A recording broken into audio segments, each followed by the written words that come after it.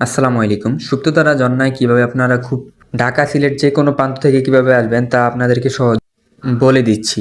আপনারা ১ম এ ঢাকা ফকিরাপুর, সায়দাবাদ বা মহাখালী বাস টার্মিনাল থেকে চট্টগ্রামের যেকোনো এসি, নন এসি, শ্যামলী, চৌদিয়া, গ্রিন লাইন ইত্যাদি বিভিন্ন ধরনের আপনারা গাড়ি পাবেন। আপনারা ওখান থেকে উঠে আপনারা সীতাকুণ্ড চলে আসবেন। আসার পর বলবেন যে আমাকে ইকো পার্কের সামনে নামিয়ে দিন। ইকো পার্কের সামনে নামিয়ে আপনি টিকিট ৳৫০ দিয়ে কেটে আপনি আপনার ট্রেইলের দিকে হাঁটতে শুরু করবেন। হাঁটা কিছুক্ষণ আপনার হাইক করার পরে আপনি পেয়ে যাবেন। তবে খেয়াল রাখতে হবে প্লাস পাড়ে যেন আপনার দুর্ঘটনা না ঘটে।